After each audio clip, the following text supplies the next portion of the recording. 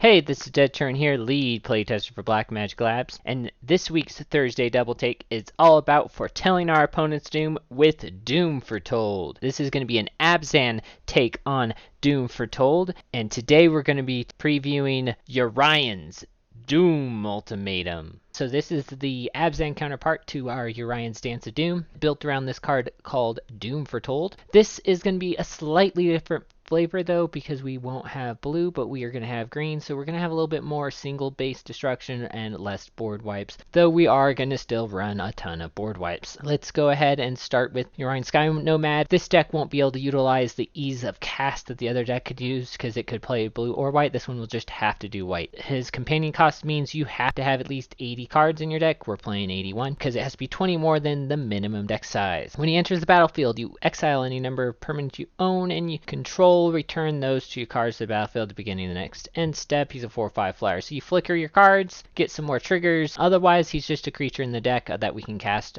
when we need him. And then Doom Foretold, card that the deck is built around. It's 2 and Orzhov. At the beginning of each player's upkeep, that player sacrifices a non-land, non-token permanent card. So we have a little bit more sagas because we are playing the Binding of the Old Gods, but it still should be fine. We should still have something usually to sacrifice to it so that we can keep our opponent sacrificing. If they can't sacrifice, they discard a card, they lose 2 life, you draw a card, you gain 2 life, and you create a 2/2 white knight creature token, and then you sacrifice Doom Foretold. So there's a little trick you can do in here. So if you really need the creature, and it's your turn and all you have is Doom Foretold, well, if you have Nethroi in your hand here, you can target Doom Foretold, kill Doom Foretold while it's on the stack. There'll be nothing for you to sacrifice. So then you will lose 2 life, you'll discard a card, but then you'll draw a card and gain 2 life and create the knight. So if you really need the creature token either to win or as a blocker, or if you just simply need another card, whether you have no cards in hand or your cards in your hand aren't going to help you win, you can use that little trick to get yourself an extra card as well as get a creature. But generally that's not going to be something you're going to want to do, but it is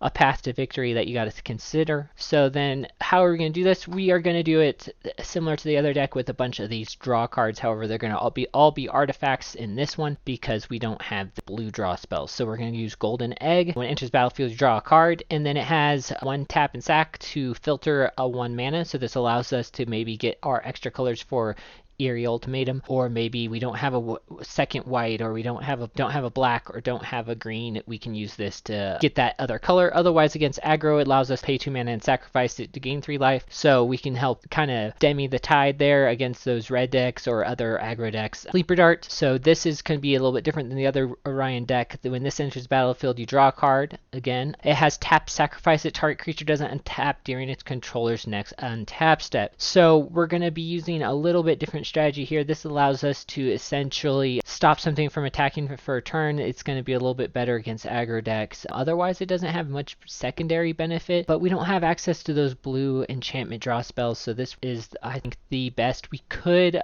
play Maze Mind Tome in its place, but for the same reason I didn't like Maze Mind Tome in the other deck, I don't like it in this deck, as the fact to draw cards you actually have to pay your mana. After 4 times of activation, yeah, you gain 4 life, which is good against aggro, but it disappears.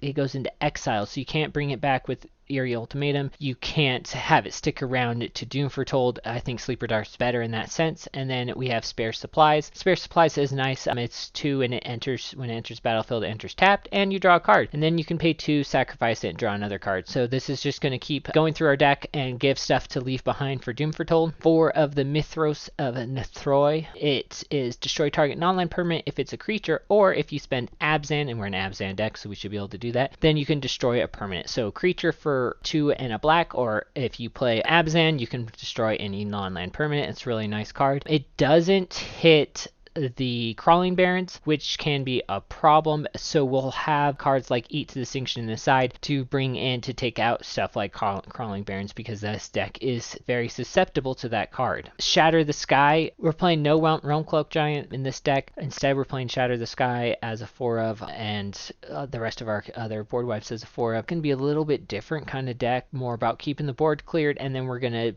basically Eerie Ultimatum. It's a little bit stranger. It's not as powerful at winning outright. It takes a little bit longer to win with this deck, but it does a little bit better job of keeping our opponent's stuff under control because we got this card and we have the Sleeper Dart. So it's a trade-off. You could play the Realm Cloak Giant, but the Giants deck is pretty good, and not being able to kill Giants is kind of bad. So you could split either a 2-2 split with the Realm Cloak Giant or go for Realm Cloak Giants instead of Shadow of the Sky, but either way you're going to want one of those board wipe. Double white and 2. Each player who controls a creature's power 4 or greater draws a card, then you destroy all creatures. Extinction event, 3 and a black, you choose odd or even, exile each creature with converted mana cost of the chosen value. Then we have Binding of the Old Gods. This destroy target non-land permanent. Opponent controls, search your library for a forest card, put it into battlefield tapped for the second saga, and then creatures you control gain death touch until end of turn for the third saga. That's usually pretty useless, but sometimes it does make some difference with the night tokens out. Then we have Doom Scar for 3 and double white. You can cast it, or you can foretell it for 2, and then on a later turn you can cast it for 1 and 2 white. So you can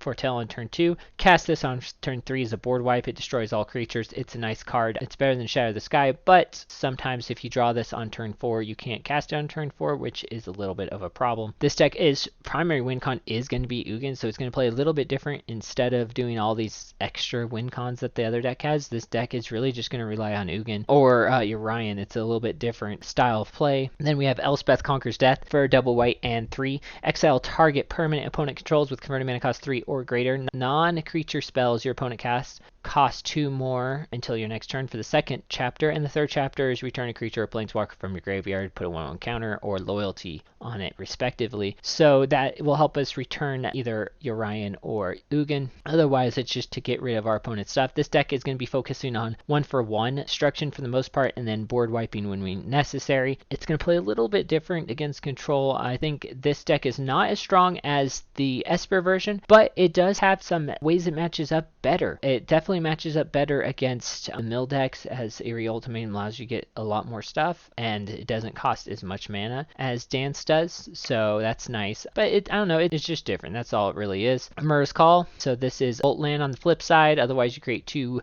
4/4 angels, non-angel creature tokens get indestructible until end of your next turn. This is the win con. Undo Inversion, a tap land on the flip side, otherwise destroy all non-land permanents. As you remember, we were playing 4 and 4 of these. We're now only playing 2. As our colors are a little bit trickier to cast, I feel like because doing a lot of single target destruction, we're going to need more untapped lands. Playset of Ugin, he is 8 mana planeswalker with 7 loyalty, plus 2, he deals 3 damage to any target. Neg X, which is going to be your primary use for him, he exiles each permanent with converted mana cost X or less, that is 1 or more colors. None of our draw cards are going to be exiled, but our other stuff can be exiled, just something to think about. And then you gain 7 life, draw 7 cards, and put up to 7 permits from your hand on the battlefield for his neg 10, which doesn't happen often, but it does happen against control sometimes. A lot of times you play Ugin and people just concede, which in my opinion is quite dumb. If they have any shot of winning, they should stick around. Ugin doesn't necessarily mean you just lose. There are plenty of ways to get around him, even in aggro decks and other things, even if he does wipe your whole board, but you have to be careful. Alright, when we first talked about the deck here, our section on Eerie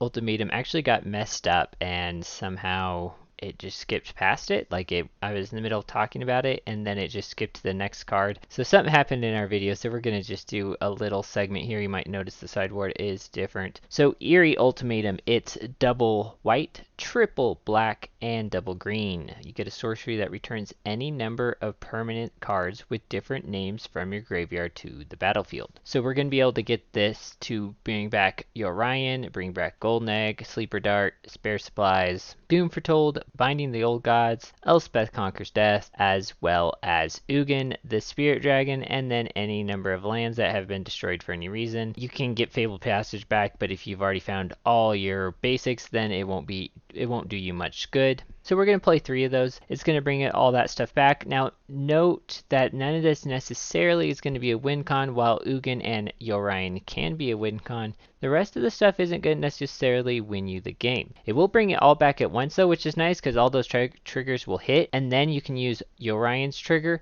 to then flicker them all again, so you can get massive effects. You can use, Elspeth and Binding twice, and use that kind of like as a pseudo board wipe, as well as draw up to 6 cards, so you could have a full hand after this if you have the right kind of cards in your graveyard, and if Yorion has died. This really allows us to play Yorion just whenever. if we want to send out Yorion early, even though our opponent may have some kind of kill spell or some kind of counter magic, or we might need him for blocking purposes, that's perfectly fine because Eerie Ultimatum allows us to bring him back and get his effect when he comes back. This version of the deck does allow Yorion to shine a little bit more than the other deck because we can bring Yorion back to the field, which is really nice. Now we don't have all those 4/4s that we're going to get with Dance of the Mance, but the card advantage and being able to destroy some of our opponent's creatures as well as flicker everything that we brought back with Yorion is going to make this really, really powerful. Alright, so we got a Plains, a Swamp, and a Forest, 4 of the Bright Climb Pathway flip land, 2 Temple of Silence to help our colors and Scry. We're playing 1 of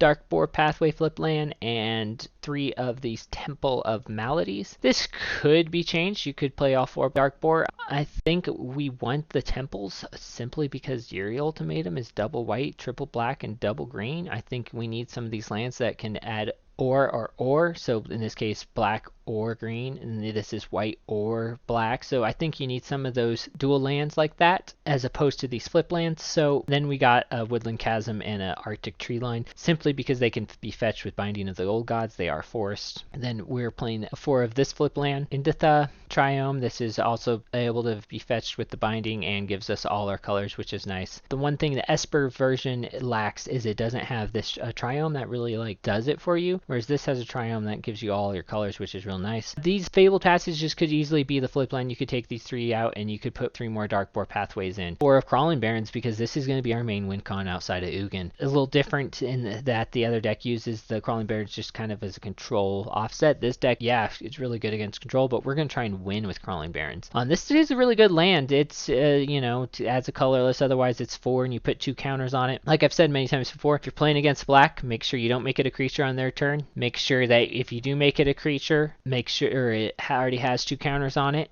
before you activate this ability, so that way it will have 4 counters on it so that they can't Heartless Act and kill it. It's nice that it does get around Heartless Act, but you do have to know that they're probably going to run that in a black deck, so it's something you have to be aware of. And if you can play this land appropriately, this land can be really amazing. If you don't, it can be really bad. The sideboard is a little bit different. We do have playing 4 Weathered Windstones again.